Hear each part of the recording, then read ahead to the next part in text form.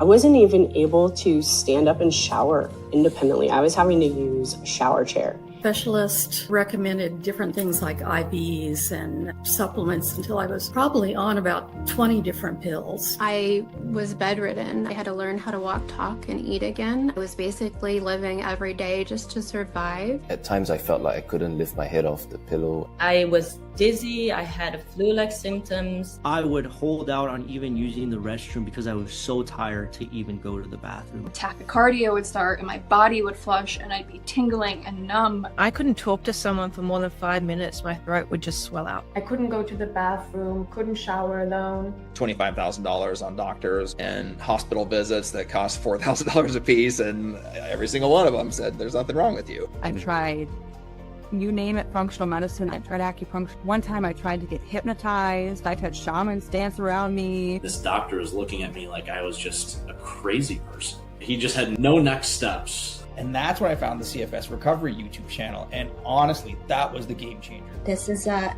hypersensitive nervous system. This made sense for the first time. Now I'm back on my laptop 5 to 6 hours a day. I work with my screens again. I drive my car for every day. I carried my son for the first time in half a year. It's like my life is coming back to me. People around me don't understand how I am still standing. I'm thriving, I can work, I can travel, I can meet friends, I can do... Last year was the best year of business we ever had. This year is the new best year of business we've ever had. And it's because I'm healthy. I have surpassed my wildest dreams. Recovery is possible. Recovery is possible. Recovery is possible. Recovery is possible. Recovery is possible.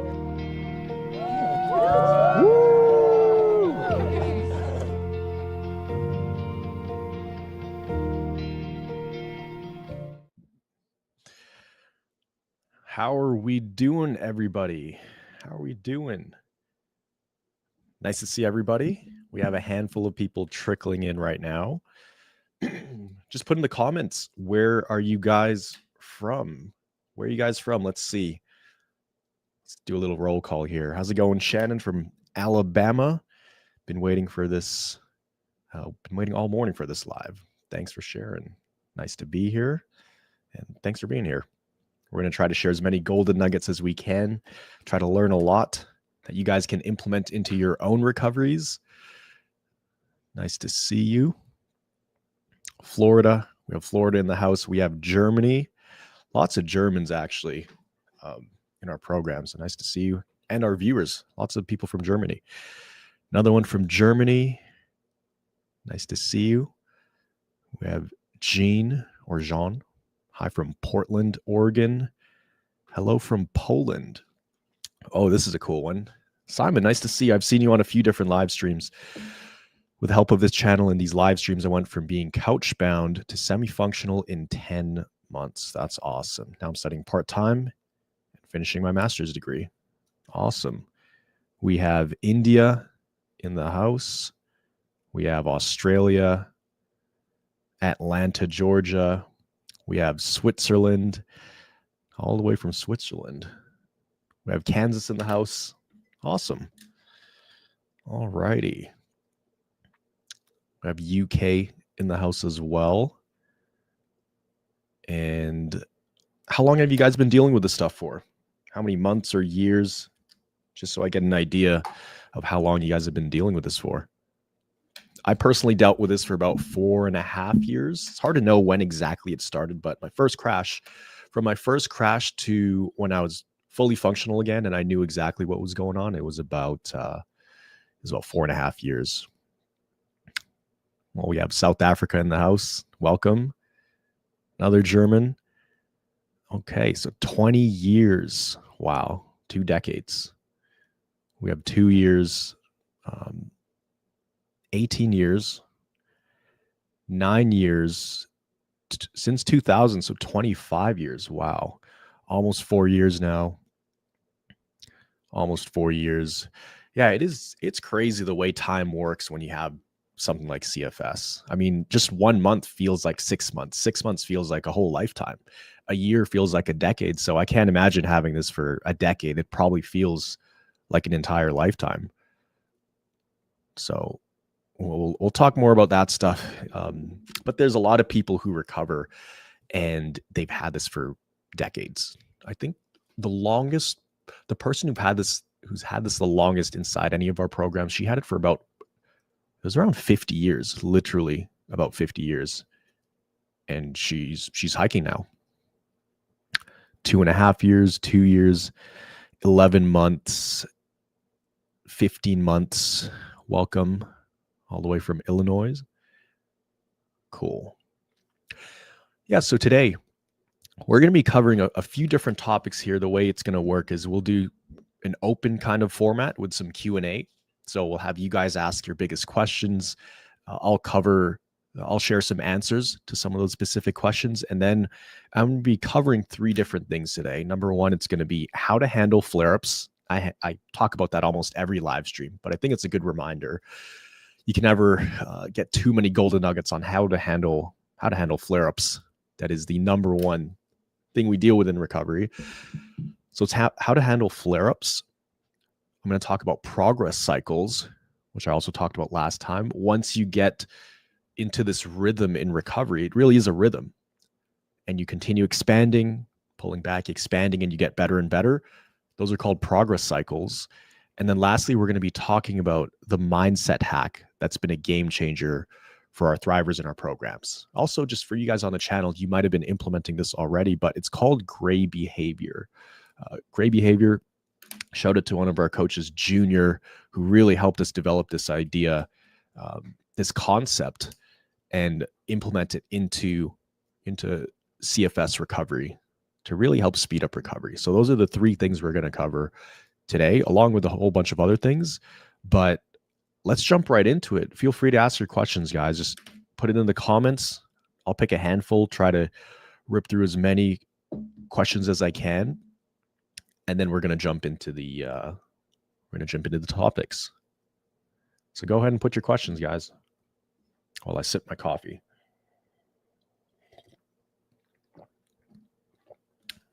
Okay. Aurora asks, I can go to the toilet once every 2 days. Now I want to start sitting up. Which day is okay? The day I already go to the toilet or on my rest day in between? It's a great question. I was definitely in the situation before. It is a pretty rough situation to be in, but I would say, actually, this kind of ties into the gray behavior I mentioned earlier. When you get back to bed, you could sit up a little bit. I would say for, a minute or so, or a couple minutes, and then go back to lying down. I would still sit up, but sit up with support, like have pillows on your back so you're not sitting up all on your own. Almost lean on something. But I would actually do that every day, but it's not fully sitting up. So I actually have a chart here. I want to show you guys this, especially if you're in the more severe, a more severe spot in recovery. We actually have a roadmap. Let me find it.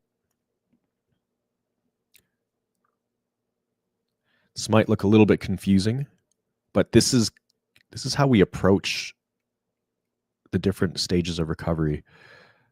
Share screen, window. So it would be, okay, check this out. Yeah, we have all these different steps for different stages of recovery. So where you're at, it sounds like we are, you're in between bedbound not moving and bedbound moving. And the next stage for you, Aurora, would probably be trying to move to bedbound sitting up assisted. So our protocol or go-to would be practice sitting up once per day with assisted back, neck, and head support. So this is lots of pillows, leaning on stuff, introducing very gentle restorative in-bed movements. This could be as simple as ankle rotations, right? Ankle rotations, I probably wouldn't do the knee to chest movements right now. Let's see. Yeah, ankle rotations and wrist rotations. I'd focus on that right now, and sitting up with support, right? And then the biggest thing for you is you're going to feel like you're in a constant flare up if you are at that bedridden level. But I would really focus on this. I wouldn't set a time limit for it. I actually wouldn't set like 1 minute, 2 minute, 5 minutes. Just the act of practicing sitting up is going to help.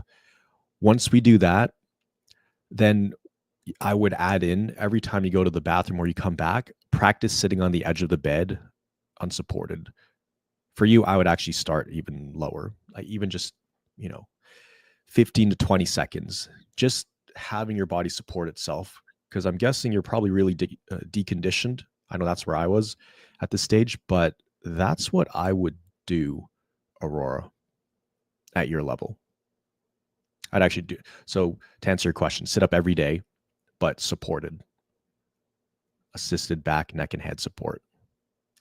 It could be for 10 seconds, could be for a minute, doesn't really matter. As long as you do that act, there's two things here. We want to prime your physical body to do these things, but also mentally to show you that, okay, you can do these small things and you're not going to be completely wiped out. It'll be uncomfortable, but you shouldn't crash from it at this stage.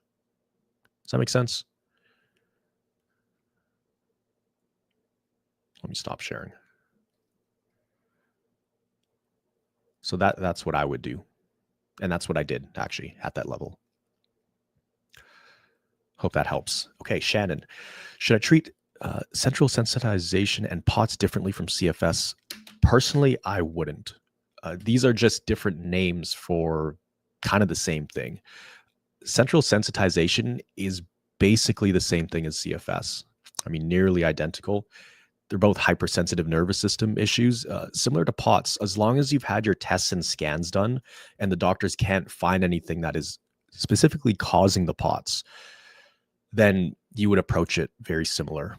Now, if you have very, very intense POTS symptoms, yeah, you'd tweak what you're doing a little bit. Like you wouldn't walk around as much. You'd keep that in mind. But ultimately, the overall approach is the same, actually. So it's the same approach for CFS, for long COVID, post-viral illness, central sensitization, panic disorder, POTS disorder. A lot of the times doctors may know what POTS is. What POTS is or central sensitization. They may not know what CFS is. So they'll call it different things, but ultimately it's the same. Good question. Is it normal to have strong flu-like symptoms? Absolutely. That's one of the most common things. Flu-like symptoms. Very, very common. How to handle post-exertional malaise. Everyone seems to have a different opinion about that. I try walking 1 minute per day. I'm bedbound, but every time I reach 2 minutes PM, I hit PM and have to start all over again. Okay. So first of all, do not measure. Do not time. I get why you're timing. Because I used to do this too. But one of the first things we tell thrivers to do is to not time. Because you create this like invisible limit in your brain that, like 60 seconds is okay. But if you go for like 90 seconds, mentally, you're already going outside. You're going into the danger zone and it's already registering mentally as danger. So number one is don't time at all. I'd go by distance, right? So walk to the washroom or something, come back. Walk to another room and just touch the doorknob and come back. And I wouldn't focus on walking. Right now you're bedbound. I would focus on sitting up. So going back to the chart I showed you.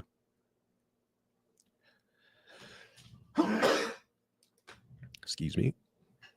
Going back to the chart I showed you. You're probably around this stage.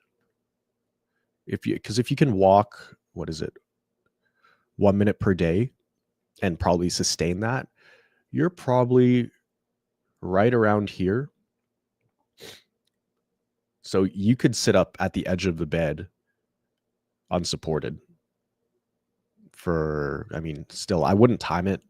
in your head, just have a rough estimate of how long you're sitting up for. But the more you time it, the more you try to stick to strict guidelines, the more you're going to feel in danger. So there's that. And also introducing gentle movement around the room. So if you can, wheelchair, or I used a computer chair when I was at home, and then just try sitting up more. That's it. Because right now you're going from horizontal straight to full vertical walking. If there's a way to find a middle ground in between that, that's what we want to find, which the middle ground is sitting up, or even sitting up assisted, kind of like what we mentioned to Aurora earlier. And that kind of ties into the gray behavior topic that I'm going to talk about in a little bit. So I hope that makes sense.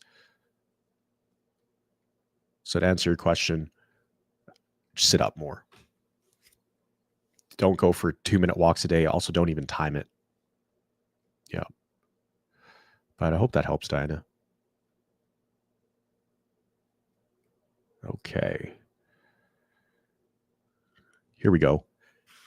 Can you talk about having a high heart rate over the smallest things? Is it truly completely harmless to your health? Well, if you've had your tests and scans done and doctors can't find anything showing up and they're telling you you're completely fine, you just have to decide, how many tests and scans would it take for you to finally believe them, right?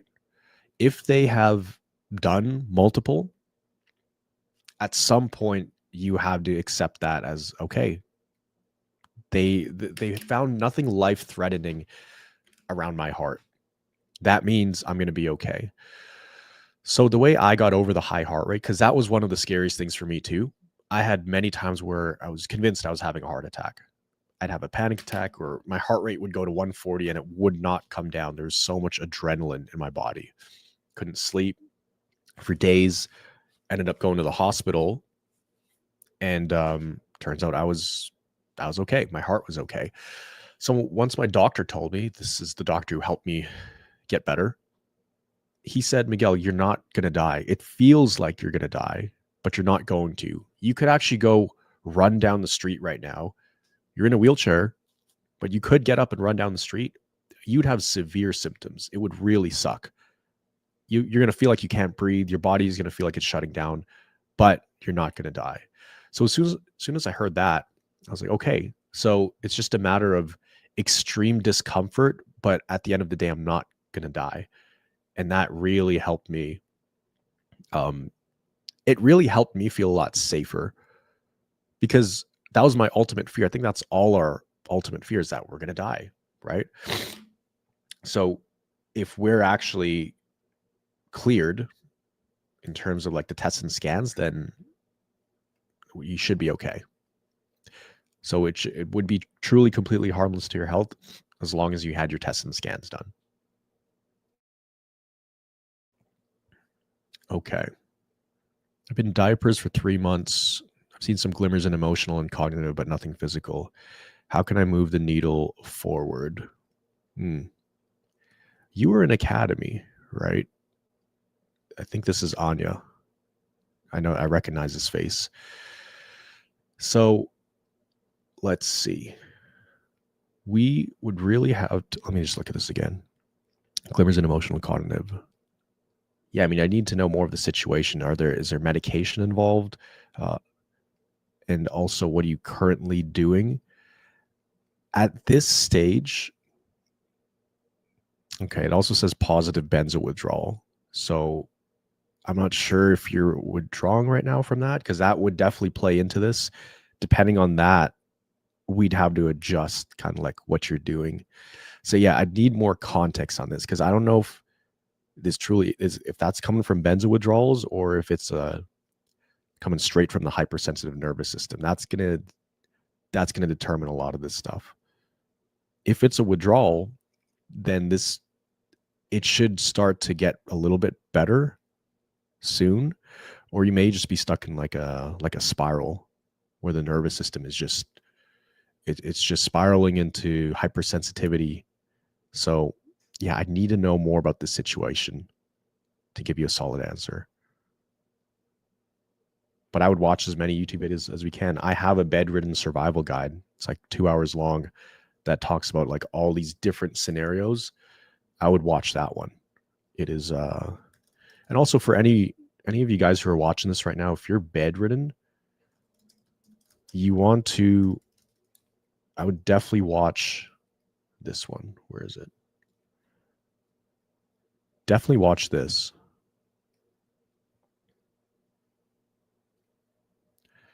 Bedridden with CFS Survival Guide. It's actually an hour long. Just listen to it. Yeah, starting from zero. How do you start from zero? What to do when your body is crashing. How to deal with extreme boredom. There will always be fear when increasing activity. I would definitely watch this one. The Bedridden with CFS Survival Guide. That's going to help. Okay, let's see. I have to take supplements for my iron, but every time I take the supplements, I get anxious. Keeps me from taking it. Why is that? Well, you probably had a bad experience with supplements before. I know I did. I had this kind of phobia around ingesting anything, even vitamins, even food, actually, because I had one time or a couple times, doctor gave me the wrong medication and I completely crashed. And at that point, I didn't trust anything I was ingesting.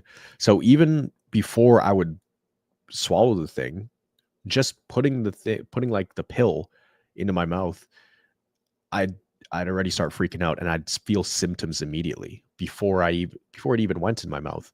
So there's probably some kind of association there. We see this a lot with people with food sensitivities.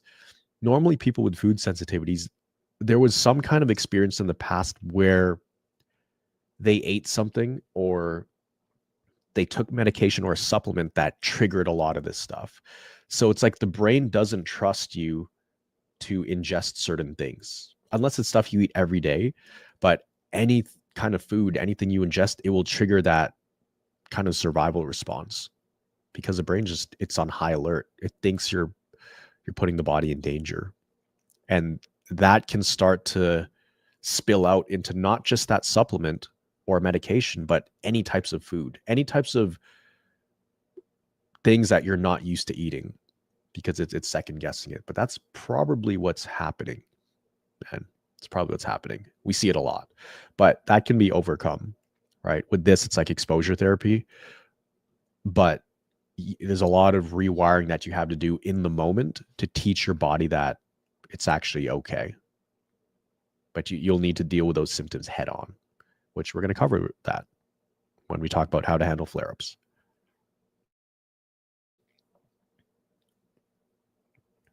Recently had a cardiologist explain to me that POTS is not a heart issue, but in fact a nervous system issue. Nice.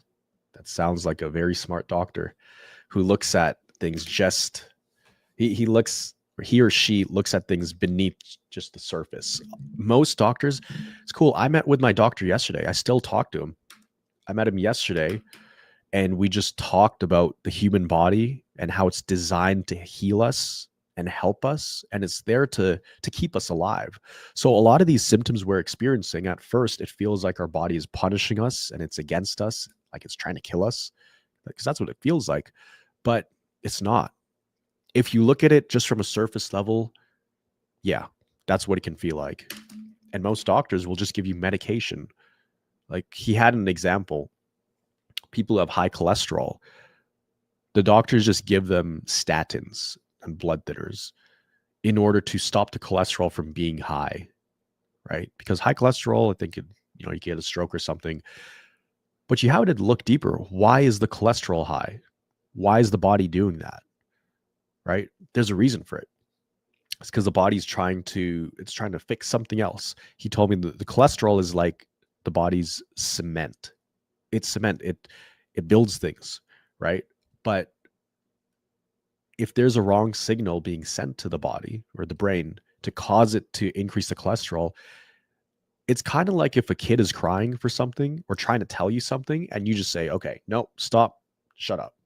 That's basically what a lot of medication is, which is why that doesn't like, it can help short term with a high cholesterol, but people never get off statins, right? Unless they change the diet, which fixes the root cause. So it's really interesting.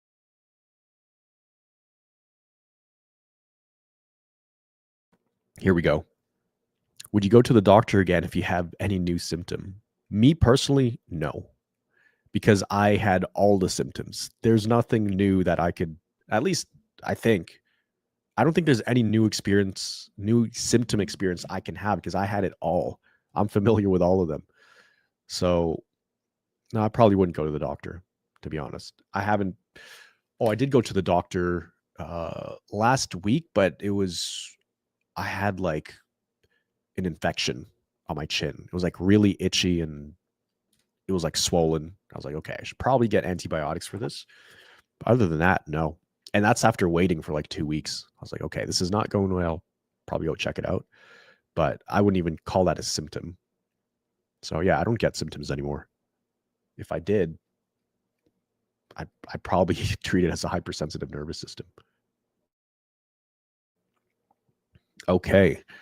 Was recently diagnosed with dysautonomia, but I've had CFS and fibromyalgia for 21 years. Is this connected? Absolutely.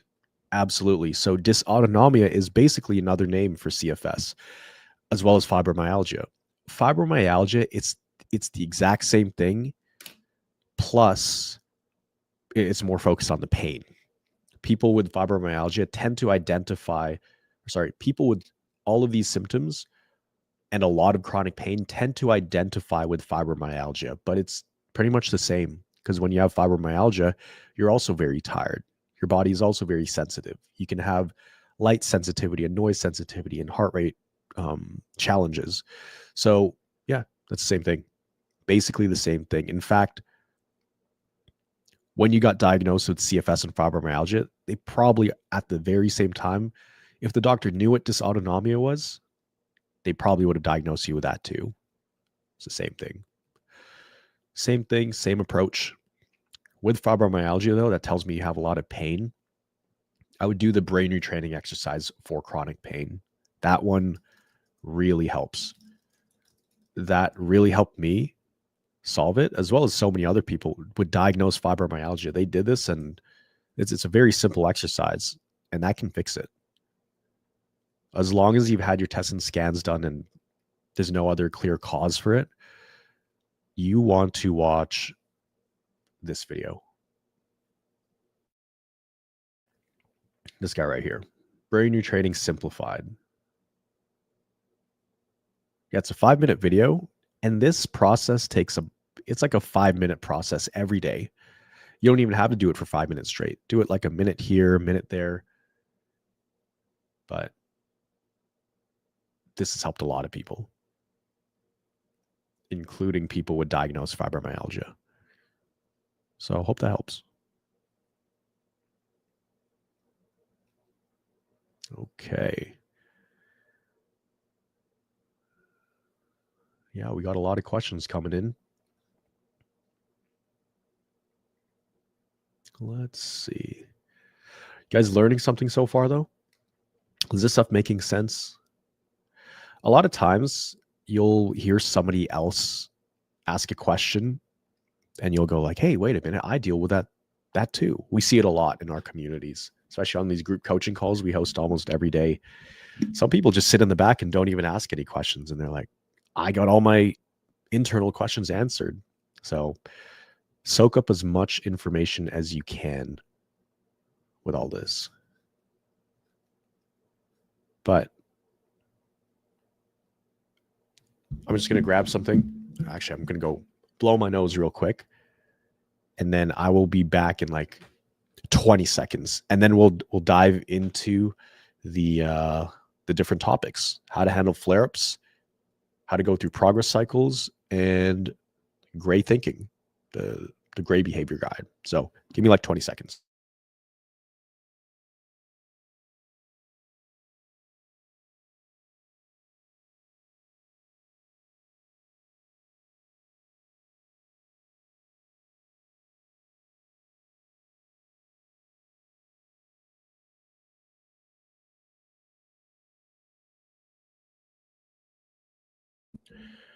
All right.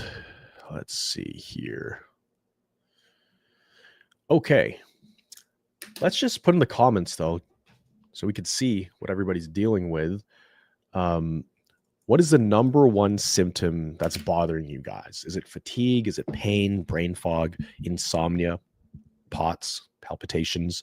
Put in the chat, put in the comments. What is the biggest symptom that bothers you right now? And I know throughout your journey, it can rotate. Sometimes it's one thing, sometimes it's something else. But right now, as of this moment, what is the number one thing? Okay, eyes, pain and brain fatigue and brain fog, shortness of breath, nerve pain, fatigue, brain fog, fatigue, adrenaline, fatigue, restlessness and severe anxiety, ulcers. Okay, so quite a handful of different things. Lots of fatigue, lots of pain, right? And yes, this will be recorded so you can watch it later. By the way, if this is overwhelming, you could just turn your screen off or just don't even look at the screen and put the volume lower. And actually, that's a good reminder. I'll try to talk a little bit slower so that way we can let the information soak in. Muscle tension causing pain. Yep, all of that. So the reality is, when you're dealing with a hypersensitive nervous system, you'll get a lot of these symptoms. They will rotate in and out. It's like a cycle. You'll have a few major symptoms. I call them kryptonite symptoms, the ones that really bother you, the ones that your brain gets hyperfixated on, and that can change throughout recovery.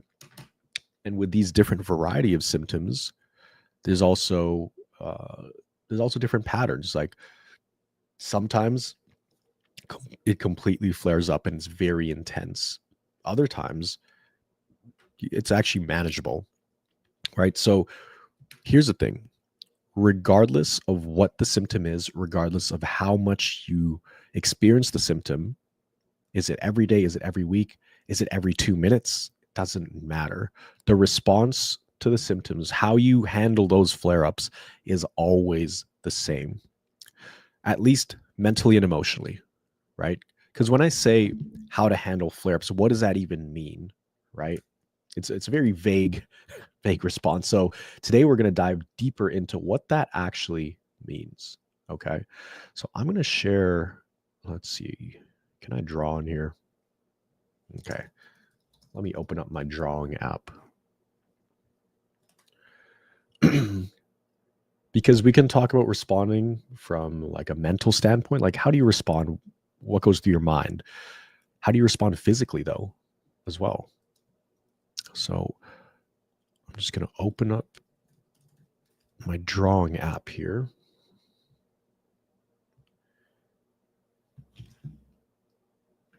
Okay.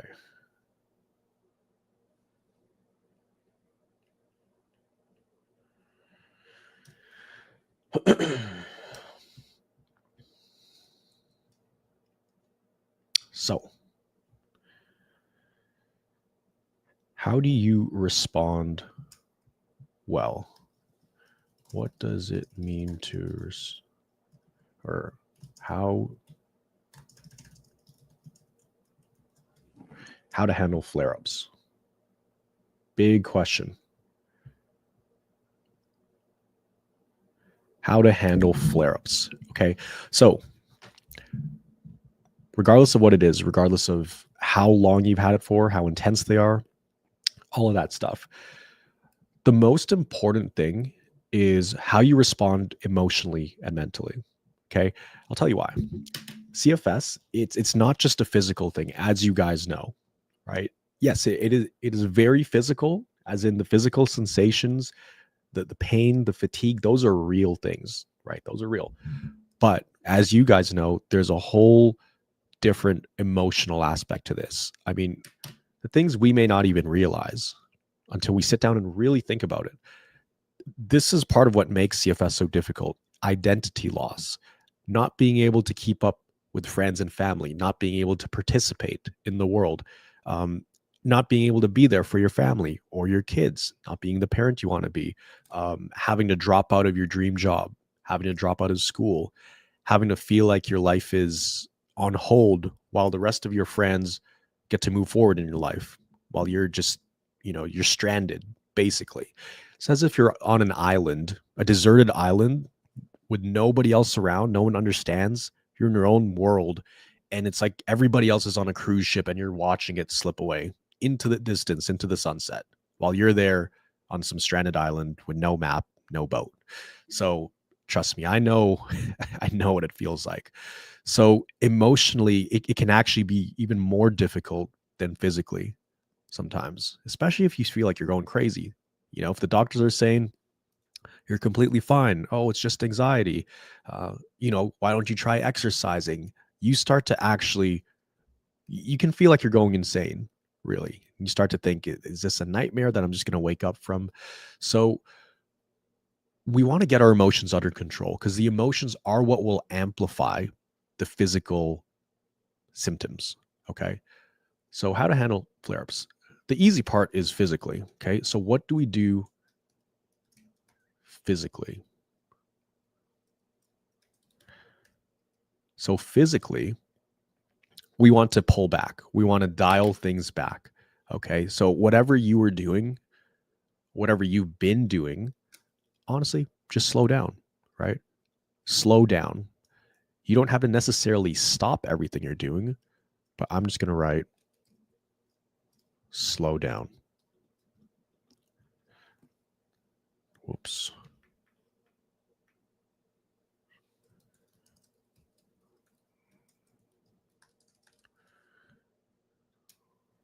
Let me make this bigger so it's better quality.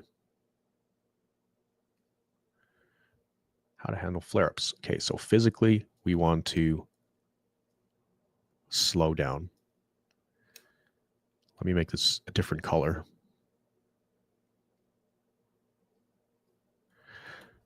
Oops. Okay. Slow down, dial it back. Rarely do you want to actually stop what you're doing. Okay, so think about this like driving a car, right? If you're driving a car down the highway, then you start hearing a few things. The tires get squeaky, there's like a loose bolt or something. The last thing you want to do is slam on the brakes. Okay. What happens when you slam on the brakes? You're more likely to crash. The car's going to more likely to break down. So you want to slightly tap the brakes. Okay. Slow down, shift gears down. And from that, you might actually be able to resume your regular speed, right? So think about the car driving. It's a very rusty, kind of beat up car. You just want to slow down physically. So that's the easy part. And we'll talk more about that in the next topic. Okay, so physically, it's quite simple, but let's talk about the mental part. Mental part, you also want to slow down. Okay. Here's the thing that most people miss, and we just recently kind of put the puzzle pieces together here. Shout out to Junior. He actually kind of discovered this, Coach Junior. So if we're slowing down physically, let's talk about what that looks like. It's like if you're moving around the house, you're doing chores, you're cooking food, you're doing all that stuff. You have a big flare up. Well, now you can't really do those things. So instead, you spend most of the day on the couch, most of the day sitting down, not doing as many chores and activities. Okay, so that's done. But what a lot of people do is, because they're not doing physical things, now they just spend all the time on their phone. Okay, you're scrolling, you're looking at YouTube videos, talking to friends, all of those things. So even though physically they slow down, mentally and cognitively, it actually speeds up. So it kind of balances out. So overall, their nervous system isn't really getting a break. You're slowing down in one department, but you're speeding up in another department. You follow? So we want a true slowdown, a true break. That doesn't mean slam on the brakes. Want to tap the brakes, okay? So reduce physical activity slightly. Phone activity, speaking to people, that's another big one, right? Especially if people are bedridden. People are bedridden. We find that once they get energy, they go from talking, they can go from barely talking every single day to now talking for like 1 or 2 hours with their family. That takes a lot of energy. Physically, from actually talking, but also mental energy, because you're thinking, you're in conversation. So slow down mentally. The biggest thing here, actually, I'm just going to put, this is going to be cognitively.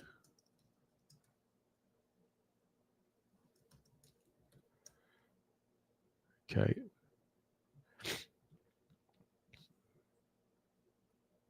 Big thing here is going to be emotionally.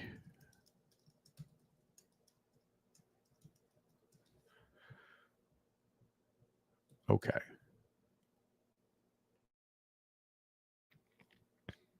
You could do an okay job here in this department. You could do an all right job over here cognitively. If you do a really good job responding well to symptoms, as in trying to stay as neutral as possible emotionally, you'll do great. So this is actually the most important thing. I cannot emphasize this enough. Let me circle it. Oops. That is the most important thing.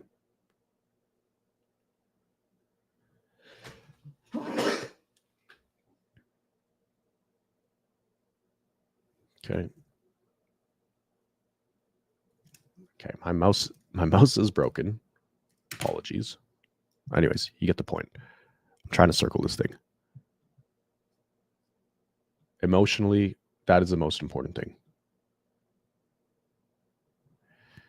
This is a horrible drawing. I apologize. But emotionally, what does that look like?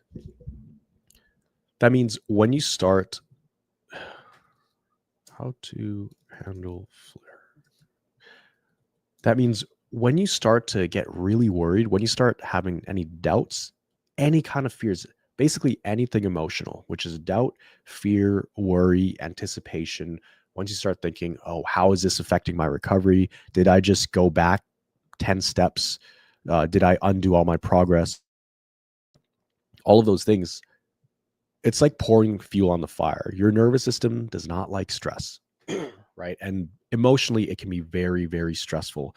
So we have to keep this under control. The most important thing here is stay as neutral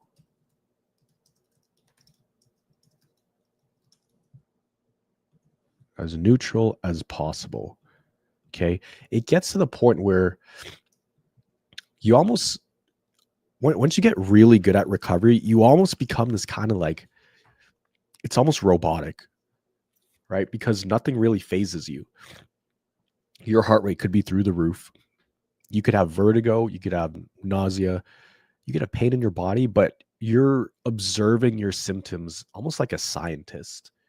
There's no fear around it. You don't judge the symptoms. There's no bias of like, oh, this is bad or this is good. It's just data. Start looking at your symptoms as data. And really, that's why I put all these videos on the YouTube channel. It's so you guys can understand logically what's happening. The more you understand what's going on, the more logical it is. And when you're logical, you cannot be emotional, right? It's like there's only so much space in your brain to process two of those things. Let me see if I could draw it out.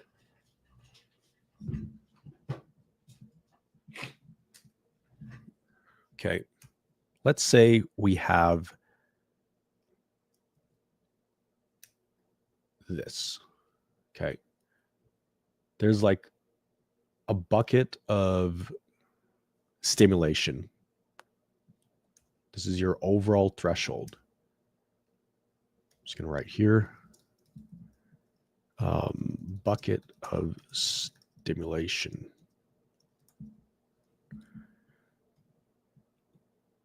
It's like your limit. Okay. If this is your limit, you can only have so many things in it. Okay. If this is, let's make this blue, which that stands for logic. Okay. Logic.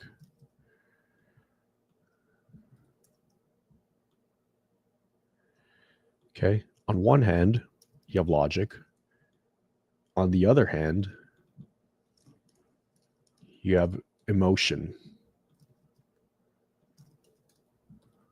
Okay. Let's make emotion red, because we don't want emotion, or we want as little emotion as possible in the recovery, right? So if you have these two things, you can only fit so much in this bucket, right? So let's just line it up. Let's take a look at it. Oops. Let me fix this. Okay. So if we have logic here, we have emotion there. Okay. Let's say it's like equal. Now, normally with people with CFS, logic is like over here, emotions are this much. The more emotions you have in your overall, I guess, brain processing stimulation, the more symptoms you're going to have. That's why it's red, right? Now let's put it this way. Let's say you're watching the videos on the YouTube channel. Let's say you're in the Recovery Academy. You're coming to calls. You're hearing about this stuff. You're hearing how other people are solving their symptoms. You're getting it drilled into the wiring of your brain every single day that you need to respond well. Well, now you have tons of logic here. See how it's mostly logic? The more logic you have, the less symptomatic you're going to be. Okay. So over time, I mean, it's not going to happen overnight.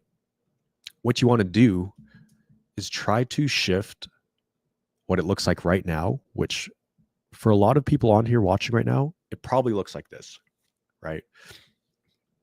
When you flare up, naturally, it's even more, right? Emotions really take over.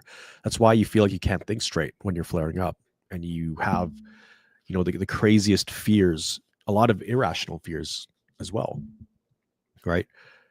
Over time, this is going to get better and better to the point where you are like, it's looking like this, because it's all just data to you. You know what happens. You know the symptoms are coming. You know they flare up.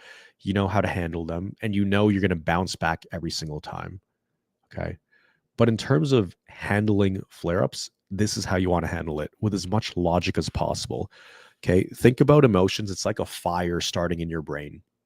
And if it's not addressed, that fire will spread, and it can lead to a downward spiral.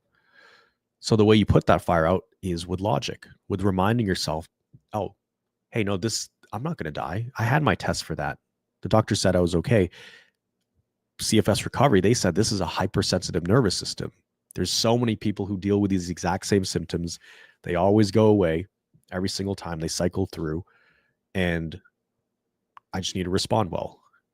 And these symptoms are not actually, most of them aren't in my body. They're happening in my brain, which is why nothing shows up on the tests and scans, And think about it.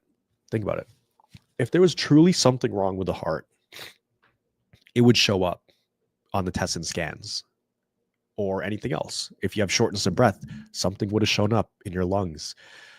But we are experiencing these things. We're experiencing them in the brain though, right? So it's a top-down process. Your brain is sending signals to your body, right? It's not like your body's sending signals to your brain. I want to illustrate this really quickly here. Unfortunately, my mouse is broken. And okay, imagine a stick person, right? Imagine a stick person. Normally, like if you stub your toe or you go for a run and your lungs are just, you're breathing heavy, your heart rate's high, the sensations you're feeling, it's your body sending signals up to your brain. That's real data that your body is experiencing. So it sends signals up, then you experience that. But the way CFS works, it's your brain sending signals down to your body. Your body's actually fine. Your heart rate's okay. Your heart is okay. Your lungs are fine.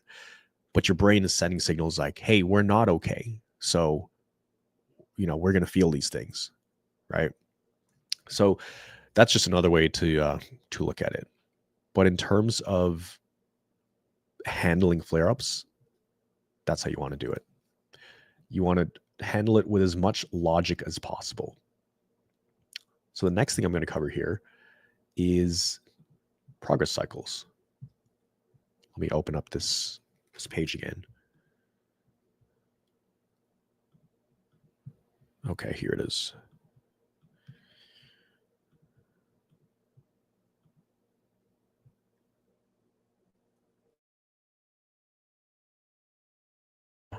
Is this making sense though?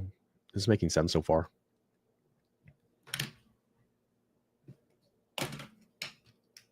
Is this is it registering?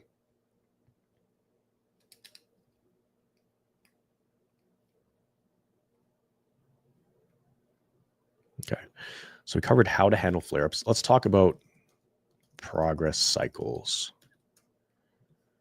And actually, I'm going to share something else here. We're going to go inside the Recovery Academy community for this one. Okay. Recovery Academy. So go to classroom, progress cycles. Here it is. Progress cycle.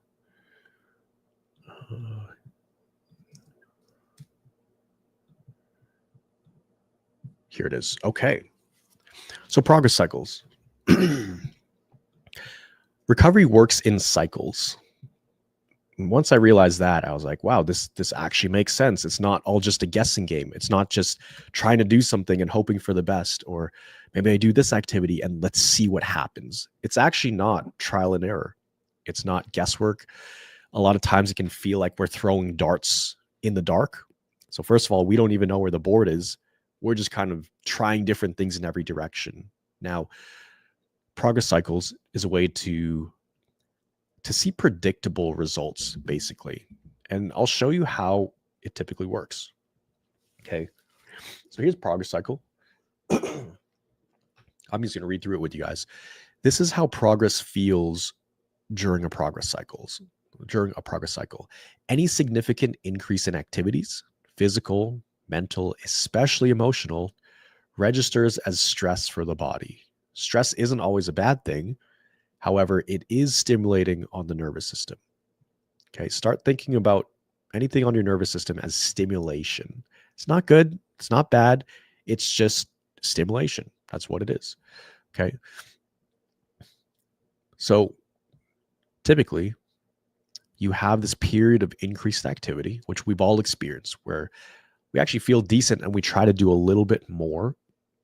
You increase the activity here, and then you kind of hit the ceiling and you start to feel like you're going backwards because you experience what I call an adjustment period. So this is what we just talked about, the flare up. This is the flare up stage right here. Okay. Potential increased symptoms here: fatigue, wired buzzing feeling, flu-like symptoms, brain fog, general anxiety, headaches, migraines, burning sensations, pretty much everything. Everything may be increased for a short period of time, plus much more here. This list could be like 5 times longer. But you have this adjustment period, and everything we just talked about, if you respond well emotionally, right? Especially emotionally, and you dial things back a bit, you tap the brakes to slow down, then your body will actually gain back energy. Symptoms start to lift because you're reducing the stimulation on your nervous system. If you were to worry and start freaking out, downward spiraling, saying, I messed up, shouldn't have done this, then this would have been this could go in the opposite direction. Instead of going up here, this could actually go back down, which is how people can actually regress over a period of time. They're actually not getting better every month or every 3 months. They're actually getting worse. It's because of this crucial part over here where they have the adjustment period and they're not responding well. They're responding emotionally, and there's not too much logic. Okay. So, but let's say you do it right and you do dial it back a little bit and you respond well emotionally. When I say well, you respond as best as you can. You bring logic into the equation. The body gains back energy and symptoms start to lift. So you actually end up here. So you're a little bit higher than you started. Okay. This is one progress cycle. Recovery is made up of dozens and dozens, if not hundreds, of progress cycles. Now, these can last anywhere from, a few months to a few weeks to when you're really functional and you're doing great and you're reintegrating back into the world. These can last 20 minutes because your body learns to bounce back from this a lot faster. It's a very quick cycle. You can have fast cycles, right, which are very short. You can have longer cycles, like I said, which can be a couple months long, a few months long. You can also have more intense progress cycles, which the symptoms are really intense. You could have simpler ones where there's maybe 1 or 2 symptoms. So there's different intensities and different lengths of progress cycles. Nonetheless, the most important thing is that you have to go through this process dozens, if not hundreds of times in recovery. Now, you might be thinking, oh, that's horrible. I don't want to go through these symptoms. I don't want to experience this because it's hell every time I go through it. Your first 5 conscious progress cycles. When I say conscious, I mean, what's going on. It's your hypersensitive nervous system. You're going to come out of it. You know exactly what this looks like. You can almost see it in your head as you're going through these different symptoms. After you get through your first 5, which are the hardest ones, those are the most difficult because you're going off kind of blind faith that this is going to work for you. You've seen it work for other people. I mean, this is how the thrivers in our programs make so much progress, right? This is how we've had 3,000 plus testimonials. It's a lot of this right here. If you can get through those first 5 and try your best. When I say try your best, I mean your actual best, as in respond as best you can to symptoms. Not, I'm going to respond well for 30 minutes. Oh, it doesn't work. It doesn't work, right? No, try your best for those first 5. It gets much, much easier after that. It gets so much easier to handle these. There's also your perception of these progress cycles. I had times in my recovery, once I learned all of this stuff and I got released from the hospital, I had times where the symptoms were very severe and it almost felt like how it did 3 years prior. And if I didn't understand this stuff, I would have thought, oh, I'm back where I was 3 years ago, but that wasn't the case. Okay. These can feel very repetitive because it's the same format every time. It might feel like you're going in circles, but it goes back to this other analogy here, the spiral staircase analogy. Let me see if I could find it. Here it is.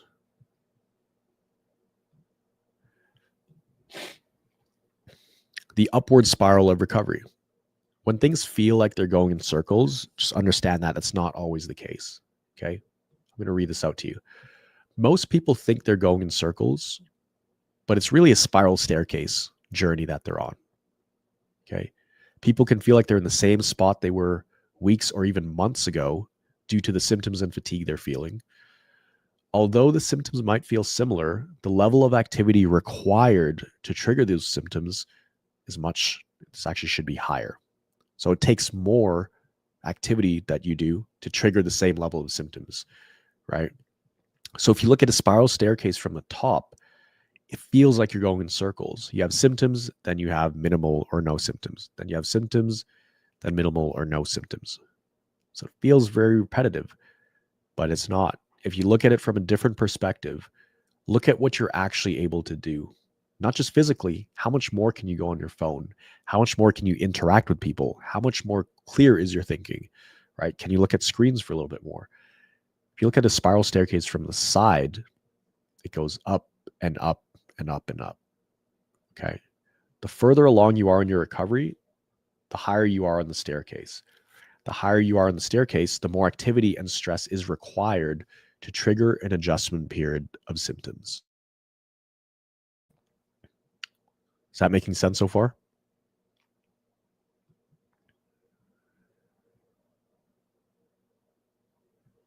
Okay, so I have to address this. That doesn't lessen the suffering. The more progress cycles, the greater my suffering. Nope, not true. That's not true. You have to change that mindset. It's like if I go to the gym and I want to get stronger and being sore is part of getting stronger, do I label that suffering, or is that just a part of the process of getting better? It's all about how you view it, right? So if you understand that you are actually getting stronger in this period over here, is that really suffering, or is that a step closer?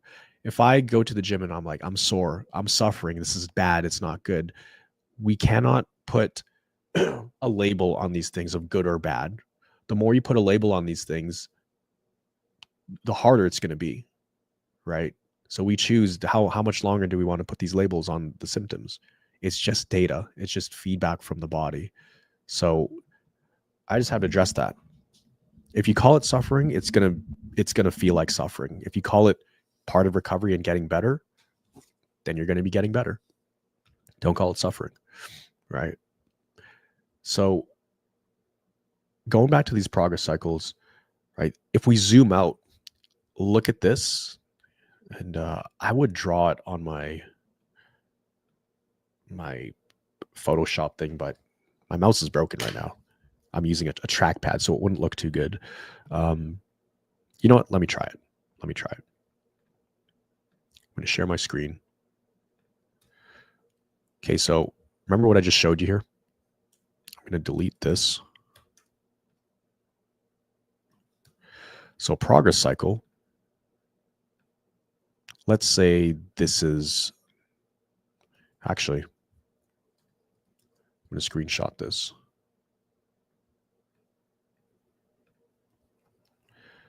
So that progress cycle I just showed you, it's like this. Let's say you have a small one, okay? And where you are today is over here. This is like the starting point.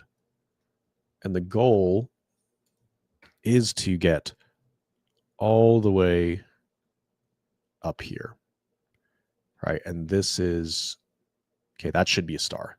Over here, that's thriving health. That's where you're good to go. You got your life back. On the way there, let me make an outline. On the way there, you're going to have multiple progress cycles. And some are going to be bigger. Some are going to be really big. Then you're going to have some smaller ones, medium ones. Okay. It kind of looks like that. And actually towards the end, I have to adjust this. These get smaller, usually smaller, because you bounce out of them a lot faster and they're less intense. Okay. So it kind of looks like that. And you may have some pretty big ones, pop up every now and then, like here and there when you have big expansions. But overall, these are the different progress cycles, and it also gets easier. So this is very important, easier. Gets easier to handle. Let me put that here. Easier to handle, harder to handle. At the bottom here. As you get better over time, that's kind of what it looks like. Is this starting to make sense though? Put it in the chat here. Is this making sense? Progress cycles.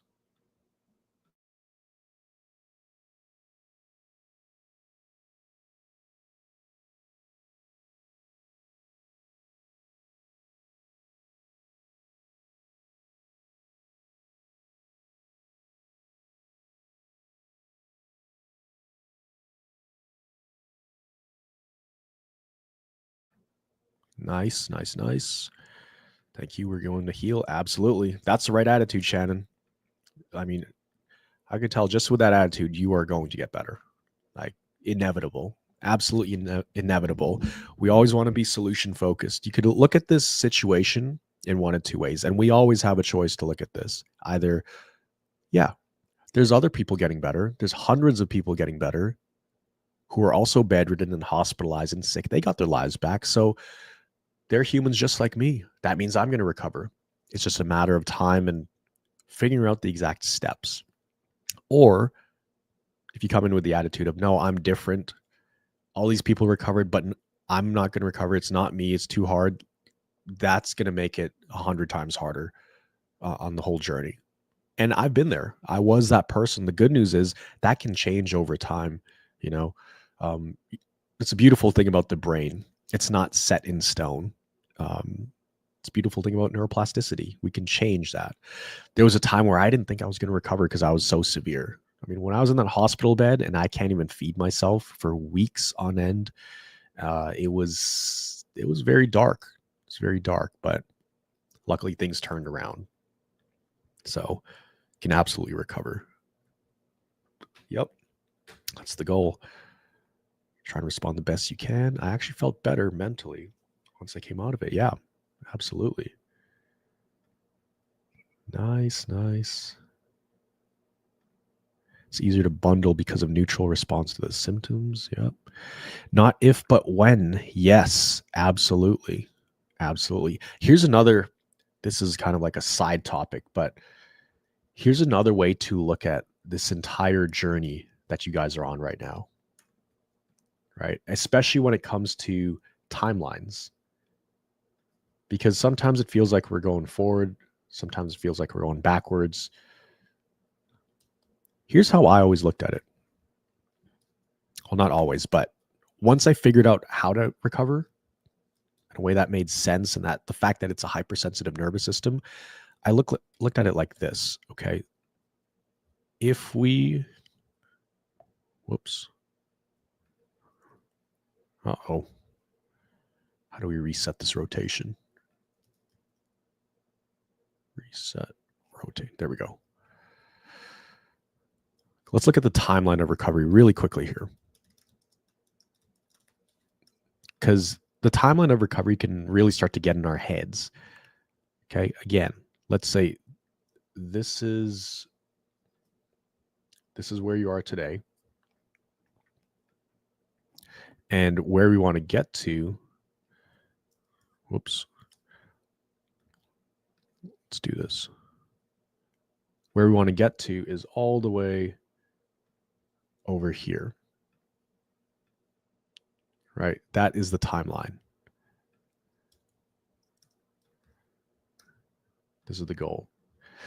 At some point in recovery, at some point on your journey in this lifetime, right? You're going to be good to go. You're going to have thriving health. You're going to be able to walk around, travel, work. You'll get your life back, and all of this is going to feel like a bad dream, right? I'm sure that's part of what you believe, which is why you're here watching this right now, trying to figure this out. So let's just say if you're here today, let's make it blue so it stands out more. If you're here today and thriving health at some point, because it is inevitable, this is where recovery is. Now let's put it sooner. Like, this is where recovery is. At some point. It could be anywhere, right? But at some point in this timeline of your life, there is a reality where you are recovered. So there is no like jumping forward and going backward. I used to think like, oh, I'm closer to recovery. I'm here now. Nice. And then the next month I flare up. It's like, oh man, I'm back here. I'm that much further from recovery. Oh, that's not good. And then I make a little bit more progress. I go back like a little bit further along where I was before, right? And then I feel like I go backwards a little bit. I'm like, wow, I feel like I'm running in circles.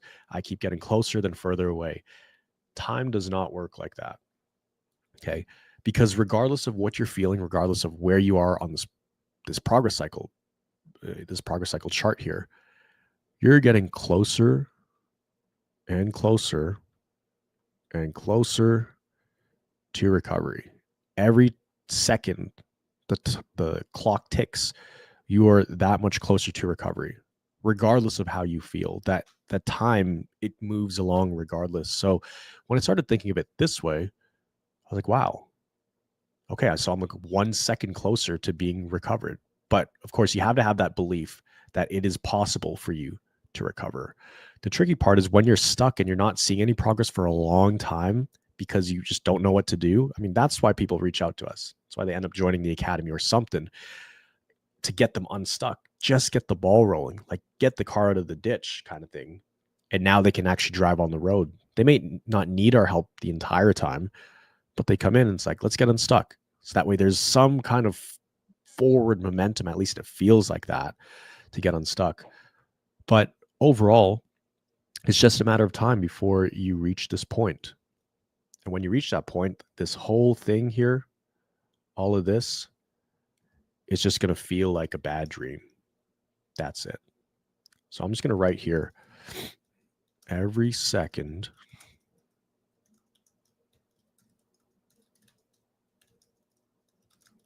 being recovered, regardless of where you're at.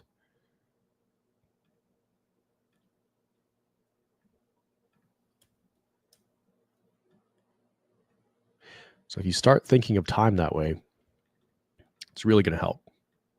Every second is 1 second closer to being recovered. And this is really important. Regardless of where you're at. Okay? So that's a little side tangent, but that's the timeline of recovery. Okay? Is that making sense to people? Start thinking of the timeline this way. Anytime you think you're going backwards or you just slow down recovery, nope, because time just keeps moving on. And it's just a matter of time before you reach this point over here. Does that make sense?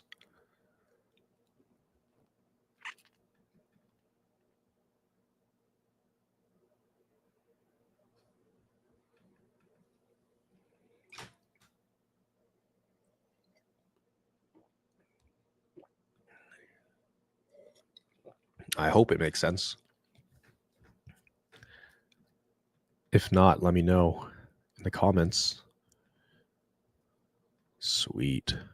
Cool. It's a pretty cool profile picture. Cool. All right. The last topic here is gray behavior. Gray behavior. What is this gray behavior?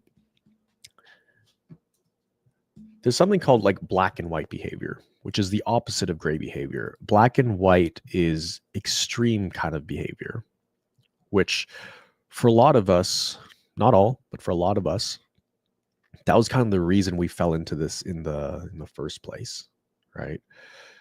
So gray behavior is finding the middle ground. So here's some examples of gray behavior.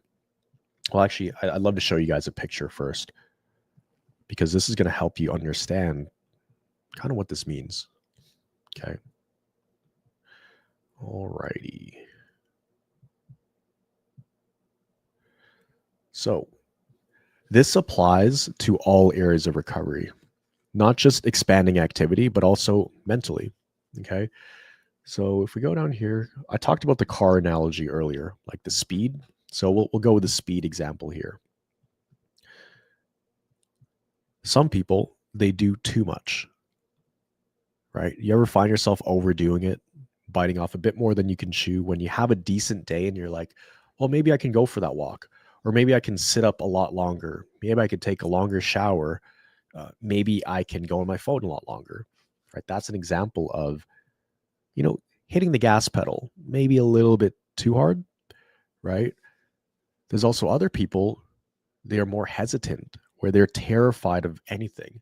I'm scared to roll over in bed. I'm scared to sit up and eat. I'm scared if I look at my phone for more than 10 seconds, I'm going to crash, which are very real fears, right? Because I've been there. I've been in both of these scenarios. And sometimes we can teeter-totter back and forth. Sometimes you're not doing anything at all because you're terrified. Other times you're like, well, let me play catch up here. Or finally I can do something. Let me go do a bunch of stuff, or as much as I can, because I feel okay right now. So it's this back and forth over here. Gray behavior is like finding that middle ground, that optimal zone. It's like if you're driving on a highway, you're not speeding, but you're also not holding up traffic. You're going with the flow. Okay. So gray behavior is finding the middle ground. Now, here are some examples of where this applies, in real life.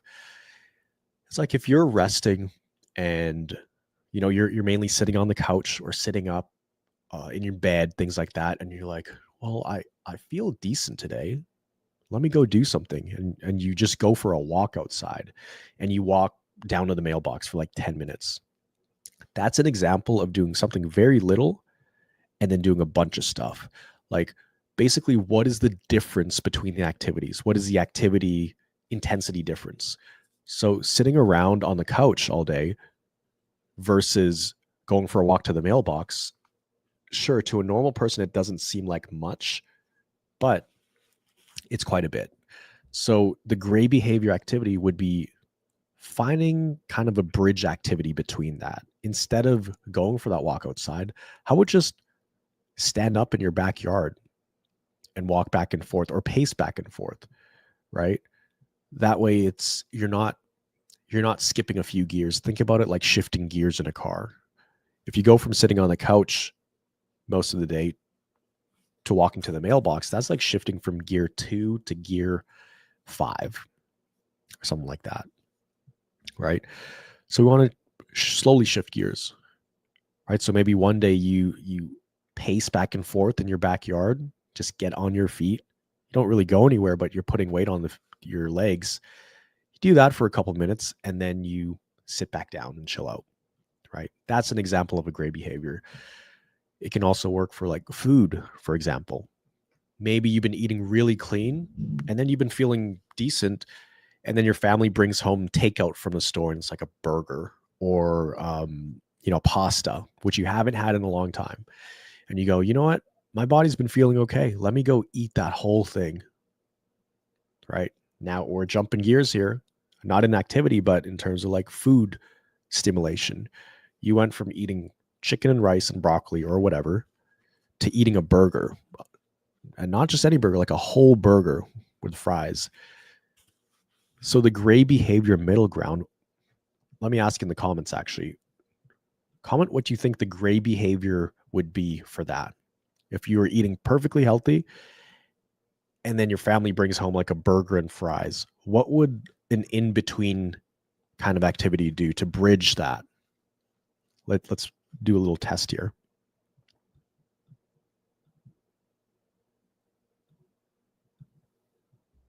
Just put in the comments.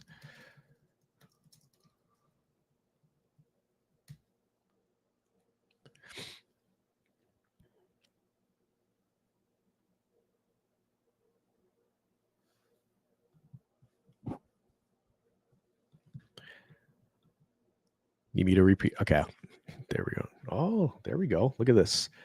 Hey, that is spot on. Well, you could do even less. You could just take a bite of the burger and eat a couple of fries. But yeah, that's exactly what it is. It's finding that middle ground. So yeah, it's the amount of the burger. Just have a little bit of it. Just have a little piece, So exactly that. Exactly that. Let's do another test here. Okay, let's say you have screen sensitivity. Hurts to look at screens. So you go from looking at a screen from like, let's say 10 minutes a day, roughly.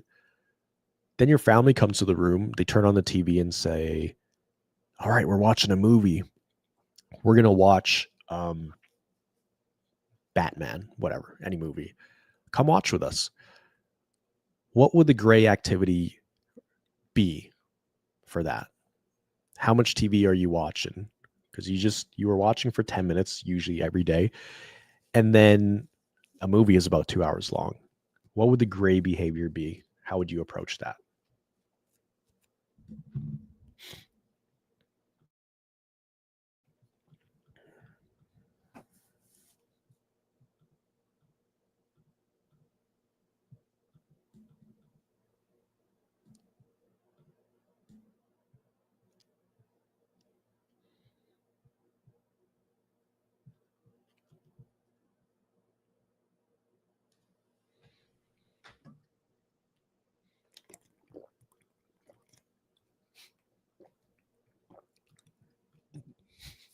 Watch the intro to the movie. Yeah, that is a good option. Something like that. Yeah. Watch the intro to the movie. There's no exact right answer. There's multiple different answers. But yeah, that is definitely a good idea. Watch the intro to the movie. You watch half an hour watching a movie with blue light glasses. You can watch for 20 minutes. Leave the room. Well, you could do that, but if you're bedridden, you can't really do that. I would sit there with my eyes closed and feel the vibes. That's all. Yep. That's a good one.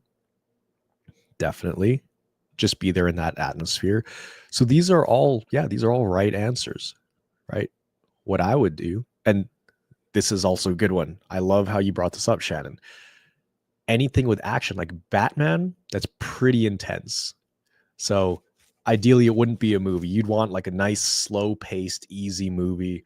I'm thinking, I don't know, what's a nice... I mean, most movies are quite emotional. That's what makes them great. But there's so many things you could do. I mean, you could wear shades and you could not look directly at the screen. You could look off to the side, so you're seeing it in the corner of your eyes. You could also put on headphones so it muffles the sound. You could watch for 5-minute bouts. You could just listen to it, so you're getting the storyline. There's so many things you could do. But basically, how can we take that activity that you want to do and chunk it down or break it up into different elements, right? And the way we look at it, it's like a movie.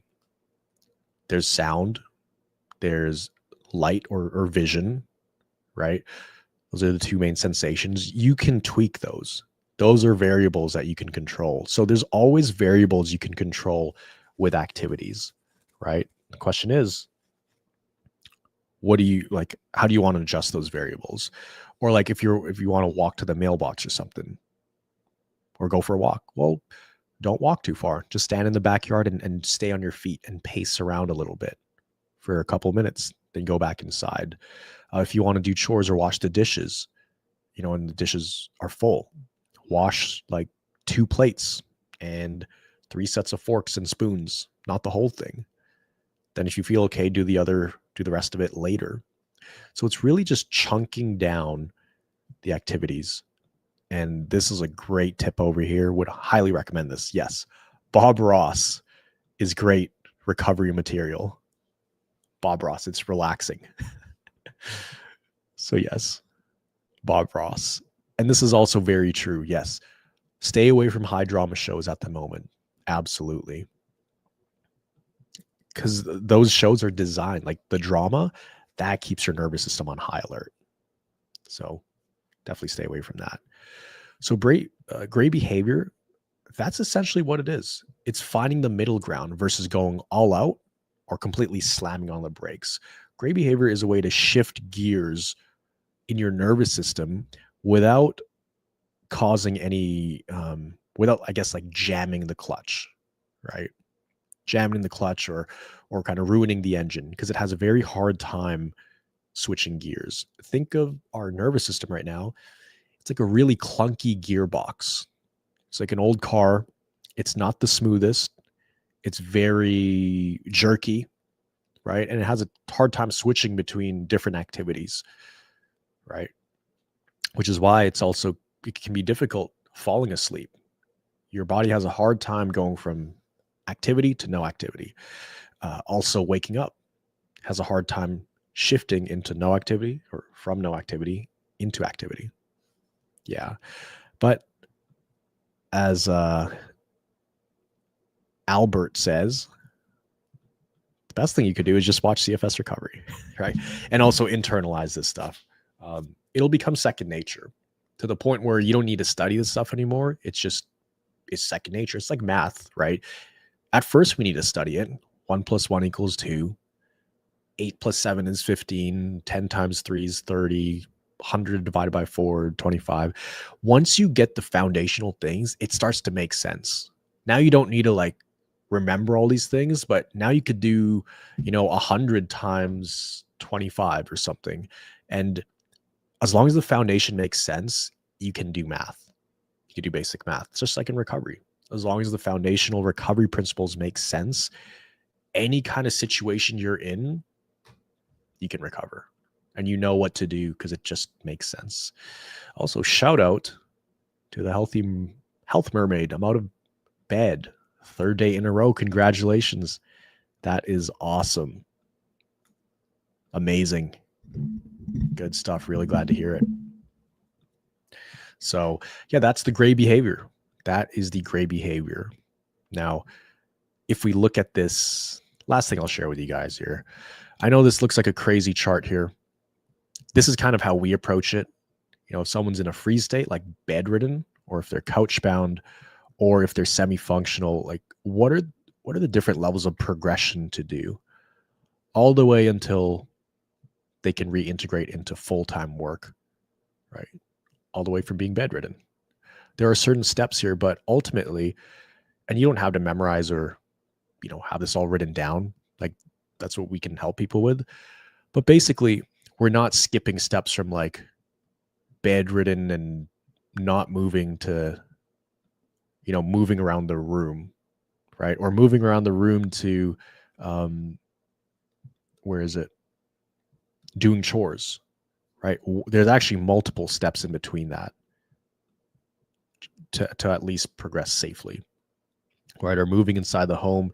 You don't go from that to next thing you know, going to hang out with friends, right? There are certain things we want to build up before we could do this consistently. Reintroduction to society and people, right? So the gray behavior is just, slightly nudging to the next level, but not skipping steps, right? So if you guys did need extra help, then, you can reach out to us. You can check out the Recovery Academy. That's our monthly program. I mean, you're not stuck in there for, it's not a long-term contract. You could just go month to month and you'd actually get feedback from the coaches every single month. We're announcing it. We're going to run a virtual event in a couple weeks. Haven't announced it yet, so you guys are the first to know. But we're going to be showing you this new tool where we'll look at your nervous system health assessment, look at your activity levels, your symptoms, and help you figure out what is the next area of focus for you. And we could do that every single month, inside the academy. But other than that, hope you guys got a lot out of this training. Apologize. I had the sniffles throughout this. I just woke up. I guess it is rainy here in Vancouver, very cold and rainy weather. So I guess I got a little bit of the sniffles, but we'll be good. It's a good test for my immune system, test for my nervous system. But keep on crushing it, guys. Keep on going. Oh, here we go. Just last question I want to answer here. This has been great. Any advice for those looking to help their loved ones through this? This is where I find myself currently. Yeah, if they're unable to watch these videos and things like that, we actually have caretaker calls. I haven't been too loud about this, but for example, like every Thursday inside the academy, we have caregiver calls. So that way you understand what's happening to them, understand how you can help them. This is for like parents or partners or friends, people with CFS, and it's how you can support them. And we also have specific things that you guys can do to help them. Sometimes if there's an individual, they have their own calls they come to, and the support system has their own calls. So yeah, that's something we can help with. I definitely check out the Recovery Academy. I'll post it in the comments here. Let me actually post it right now. That way you might be able to check it out.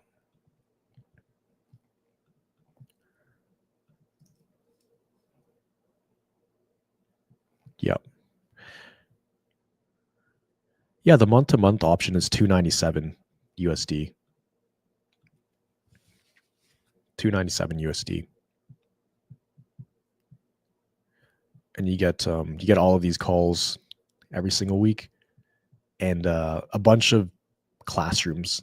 There's also classrooms depending on what stage you're at or what is your biggest roadblock, and we help you identify like what that biggest roadblock is. For example, if you want to get back into exercising, you're more functional, like you're a bit higher, then click on this. It's going to help you do all of these things.